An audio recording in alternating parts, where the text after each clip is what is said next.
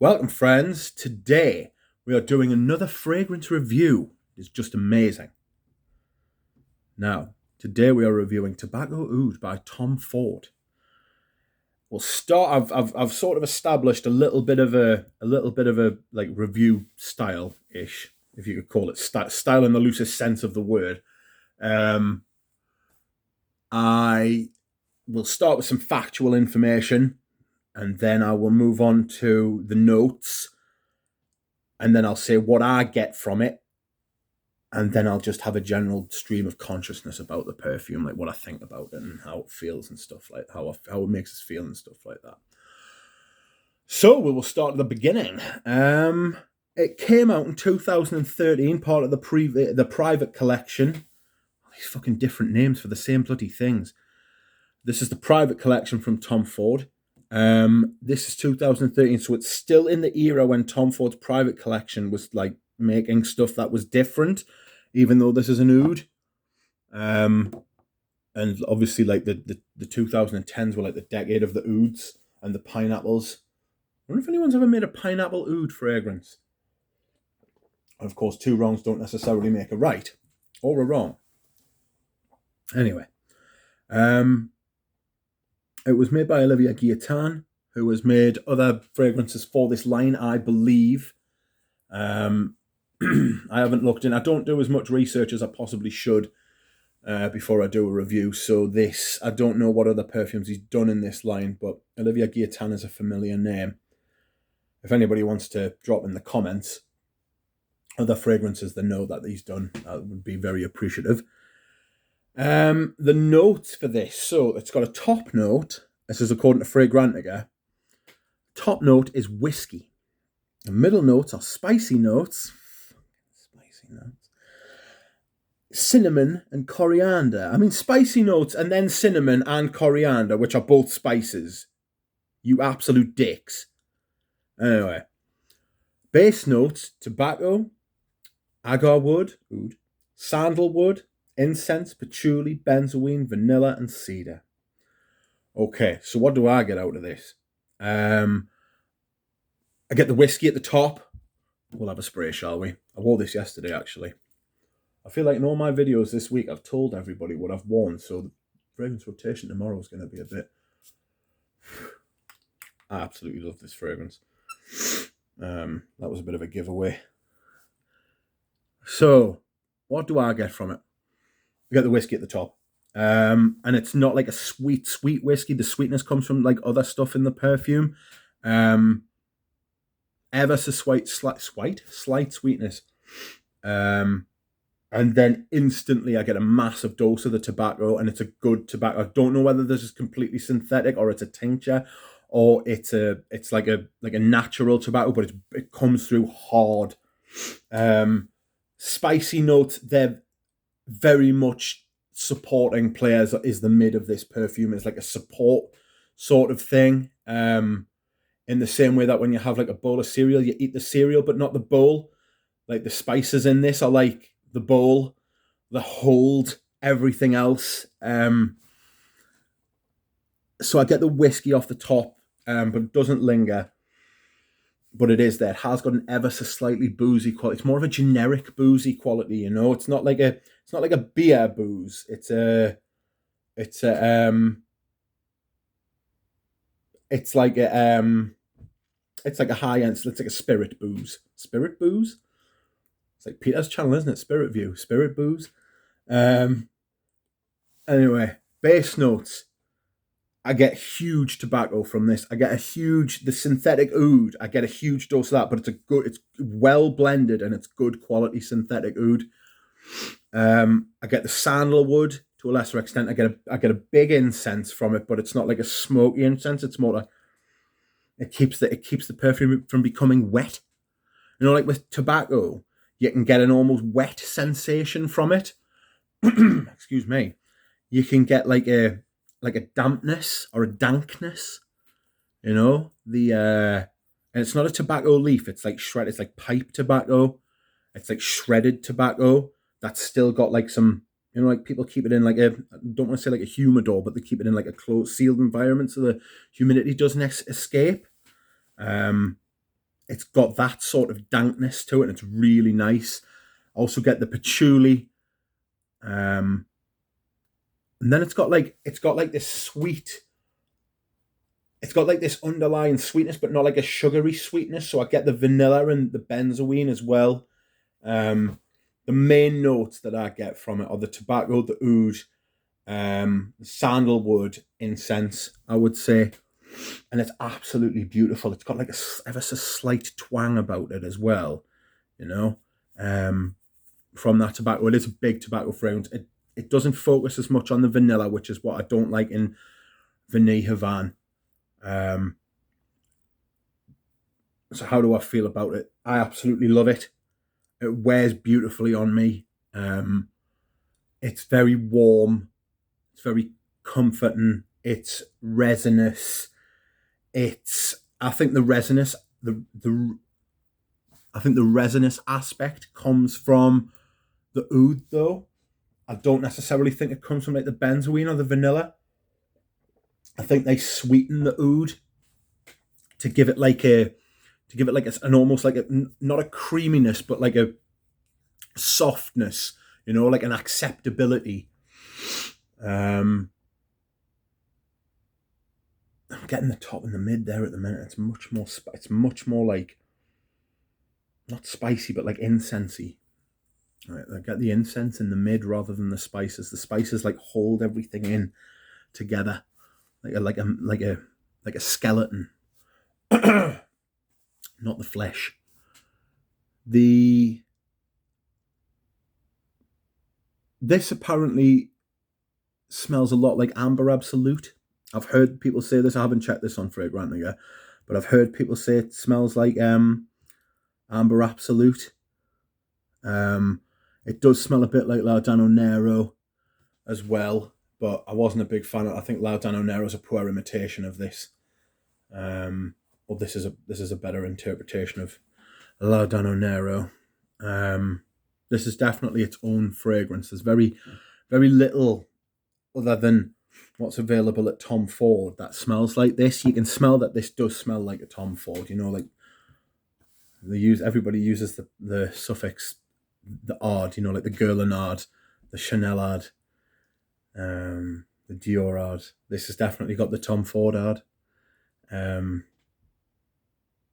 It's absolutely lovely. It's got this ambery, patchouli darkness in the base that's brought out by the oud and the vanilla and the benzoin.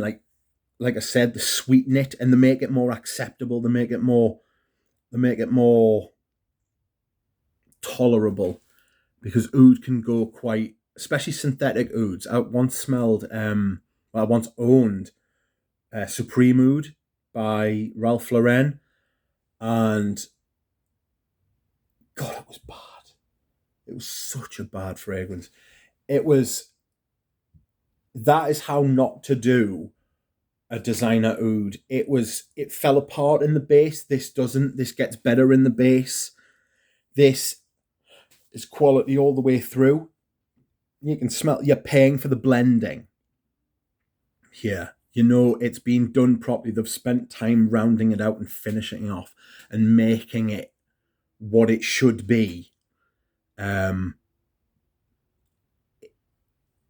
It smells quality. It smells like what Tom Ford used to, and it's not gimmicky and jingoistic. You know, like Lost Cherry, Lavender Extreme, fucking fabulous, which fucking isn't. They should be sued under the Trades Descriptions Act, because that doesn't smell like what the name says it does. It's not fucking fabulous at all. I'm sure there are many people who would disagree, I beg your pardon. Just smelling Costume National home there. This is a warm winter tobacco amber for me, with a bit of spice and a bit of creaminess, and I do mean a slight bit of creaminess. It's a steal a phrase from Sebastian, it is, but it isn't, but it is creamy. It borders on the gourmand. It threatens to be a gourmand without ever becoming gourmand. It's stopped from going in that direction from the tobacco. It's held together beautifully. I'm going to get another fragrance out here. You may see us moving bottles in the background. Out you come. This is Vanille Havane by Tom Ford, by Les Indomptables. And this has got a similar tobacco. This is tobacco vanille, but like twice as good. I might wear this tomorrow. I know this has got like a tobacco tincture in it. Or something similar like that. It's got a natural tobacco in it, and it's got that dankness as well.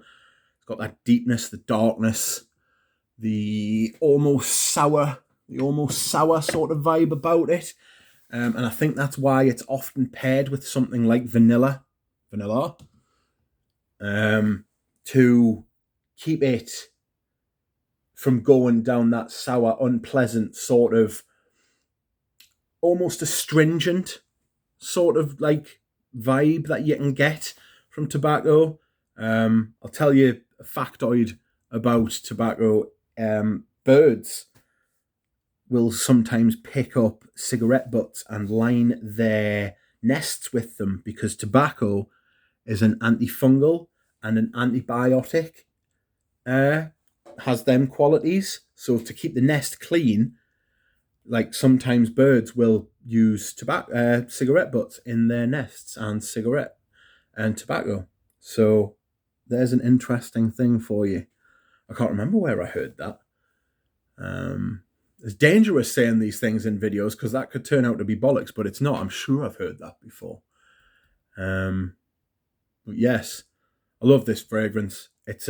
For me, this is like an amber, warm winter fragrance that is signature scent worthy. I think if you want to spend extra money on a signature scent to smell different and to smell quality and to smell good as well and pleasant to other people, this is one for the winter.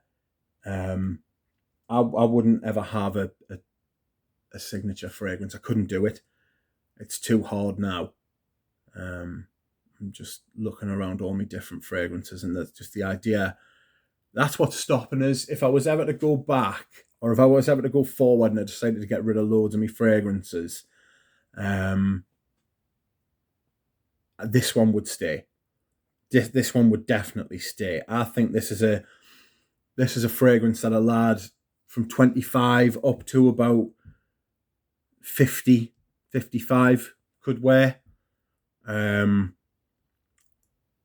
Obviously, you can wear what you want when you want, but for me, this came along at the right time in the right place for the right person, and I really love it.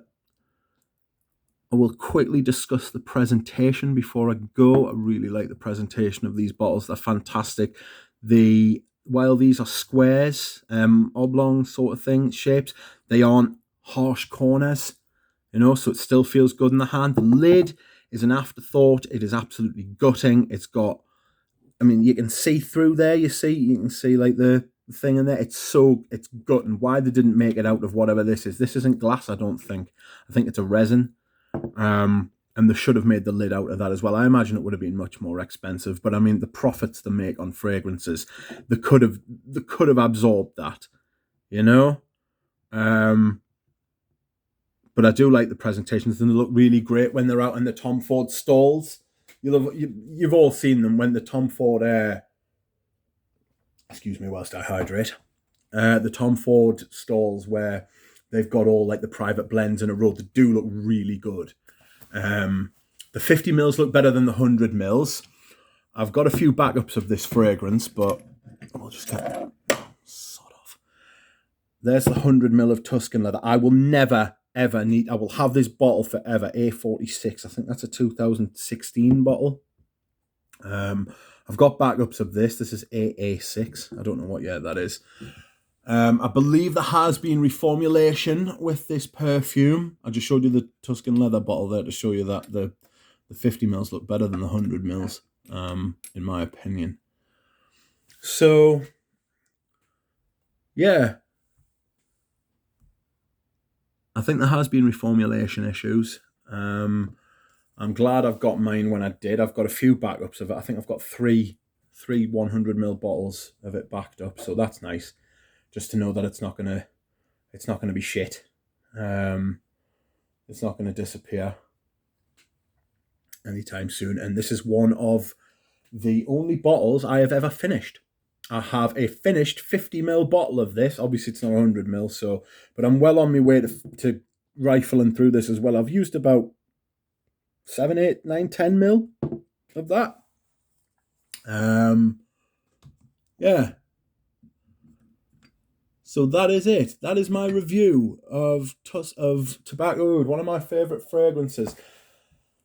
A major problem I have with reviewing fragrances is that I don't feel like I do them justice. So if I ever come back to these in future, I might re-review a few fragrances, you know. If I ever like perfect my technique, or I feel like I look back on these videos and I'm like, oh, what were you doing?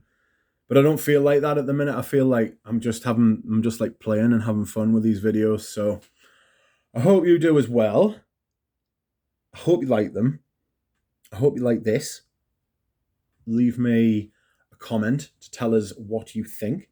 And I like the engagement. It's one of the best things. And yes, thank you very much. Goodbye.